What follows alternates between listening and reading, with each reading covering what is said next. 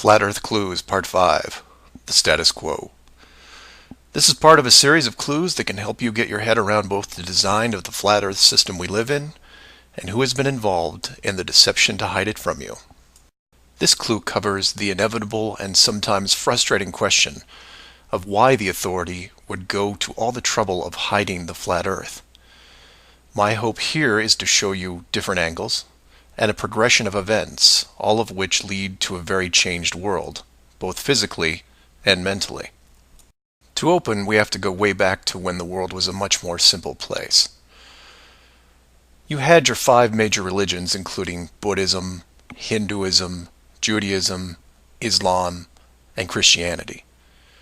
Each of these groups had their own version of what is known in Genesis as the firmament, or the flat circular world enclosed by a solid dome-like barrier from where the creator, or creators, looked on. I'm not going to explore all the subtle differences between the groups. Suffice it to say that it's interesting that despite their differences that led to acts of horrible violence between them, there was no real Earth model debate. So around 500 years ago, the science community, led by Copernicus, who probably had a little help, introduced what we now know as the heliocentric, or globe model of the world, which in turn changed the solar system, galaxy, and so on. The religions, seeing that this globe model was gaining popularity, feared a loss in the fan base, so they all adapted their religion to include the globe model. From their point of view, it was a small change from a circular to a globe world, and really, in a few generations, who would remember anyway? So the churches, mosques, temples wrapped up their flat earth model in a metaphoric soft cloth and put it in the drawer with the good silver for safekeeping. Remember this, because we'll come back to it later. And hundreds of years went by, with science promoting all the aspects of the globe, and the religions promoting their beliefs upon this globe. The world kept spinning, so to speak, and everyone was happy. Then in the early part of the 1900s, you get this pesky explorer named Richard Byrd. He has family money, all the right connections, and secures basically unlimited funding and the government green light to probe every piece of unseen territory there is. It was inevitable, I guess. A young man who has an unquenchable desire to see all that there is to see, and then granting him the tools needed to accomplish this goal. He pulls a Truman and gets lucky, crossing the vast salt ocean, avoiding the icebergs, arriving at the frozen coastline, and he keeps going. He was never going to stop. One day, after crossing hundreds of miles of high-altitude ice and snow, Admiral Byrd sees it, a barrier. And to him, it's just a barrier, not the barrier. He is but a tiny speck in front of it. It stretches out on both sides as far as he can see, and straight up so far that he can't discover the beginning of the arc. The great explorer now has a new challenge, finding the shape of this thing. It's much like a blind man describing the elephant.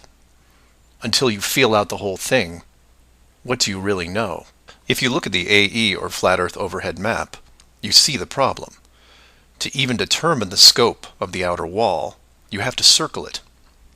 It would have taken months, if not years. You could use a series of ships going in opposite directions, or planes, but there are refueling stations that need to be built, and so on. His task was challenging to say the least. Admiral Byrd kept laying the groundwork of the great discovery until his eventual death in 1957. A year later, the United States and Russia found the upper edge. From there, the math was easy, and moreover, you could actually see the real world. Then, of course, there is the decision, or deception, depending on how you looked at it.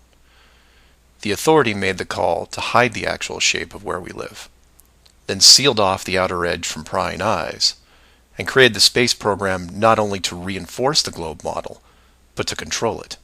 There was really only one reason they cared about this, and it takes a while to process.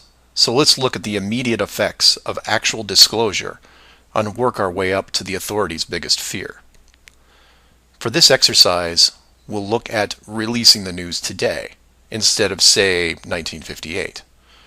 While 1958 would have been easier, it's much more relevant and entertaining to explain it in modern terms. We start with a press conference by, let's say, the United Nations, who have discovered that the world is indeed enclosed in a giant high-tech dome of unknown origin and age. The public reacts with wonder and awe, trying to take in the sheer scope of this announcement. Facebook crashes, Twitter crashes, entire mobile networks crash. It's like hitting a beehive with a sledgehammer. News organizations around the world send teams to the outer edge to confirm the finding, and the general public is glued to their media devices. That's the good news, the excitement, the revelation, the positive shock. Then the bad news starts coming in waves, some of which you might not expect. The first is the immediate disbanding of NASA and all other world space programs, for obvious reasons. Most governments will secretly pardon these groups and keep them immune from class action lawsuits, the lawsuits themselves coming from NASA investment groups, claiming fraud. Regardless, everyone at NASA, despite their good intentions, is out of a job overnight. And this is where you would say, good, they deserve it. About time they stopped lying to everyone. Oh, but it doesn't stop there, because every contractor and subcontractor that are exclusively tied to NASA, they have to shut down as well. Fine, a few thousand jobs lost, no big deal. And the ripples continue to spread, some bigger than others. Observatories all over the world close their doors, and the reasoning is this. If you've been looking at the ceiling for decades and couldn't tell it was a ceiling, then what good are you?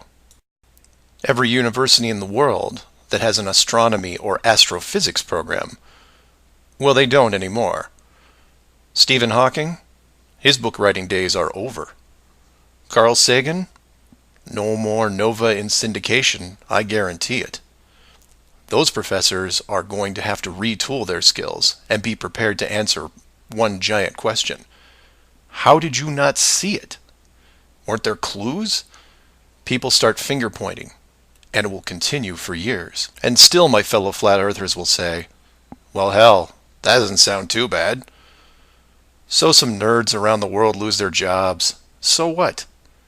You don't get off that easy, is what. The finger pointing at the now defunct NASA will then turn to finger pointing at the government, who directed the whole thing. This is where we run into some dangerous ground, involving things like the Ark of the Covenant, the Holy Grail, and the Ring of Power. And you say, you lost me. I was with you until you started bringing up religious artifacts or movies. And you're supposed to be lost. Of the 5 major religions we mentioned earlier, those being Buddhism, Hinduism, Judaism, Islam, and Christianity, none have been able to produce a supernatural object over the last 5,000 years. And trust me, it would be beneficial to do so. The Ark of the Covenant would benefit Judaism, the Holy Grail Christianity, and the Ring of Power, well, that benefits someone else. Maybe I'll leave alone for now. The point is that all religions are actively seeking their leverage against science. You've heard of the division between church and state. Well, here it is. Advantage church.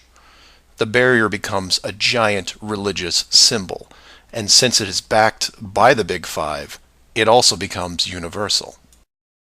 The Big Five then go into their drawer with the good silver and pull out this belief that was forgotten but not lost, and say, we knew it all along, and science lied to us. Temporarily, all religions unite against science, who has been only moderately weakened by the removal of their astronomy and astrophysics divisions. But the public won't care, because they will listen to the group shouting the loudest, and no one yells louder than the church. They will scream with righteous fury that the dome was built by our God, your God, and the people will turn to science and hear nothing but crickets. And that's where the world changes, because in times of great stress, the public will want words, and while religion has no shortage of them, science simply is incapable of taking leaps of faith. I'll take a glass half full approach and say that anyone listening to this is probably an intelligent, rational person, one who can make informed decisions outside of the conventional doctrine. But for every one of you, there are hundreds, if not thousands, of mouth-breathing troglodytes who will not walk but run to the respective house of religion and say, "You were right about this. What else can you teach me?" This is what fills the current authority with pause. The unknown response to that question. Will religion take the high road and work with what remains of science to discover the truth? It's possible, I suppose.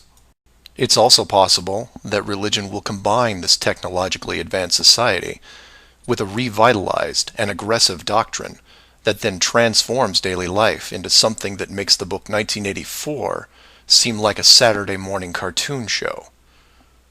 I'm hoping that mankind will prove me wrong, but so far, that isn't the case. So do some of your own research and ask questions. Please feel free to email me at msargent23@comcast.net or 303-494-6631.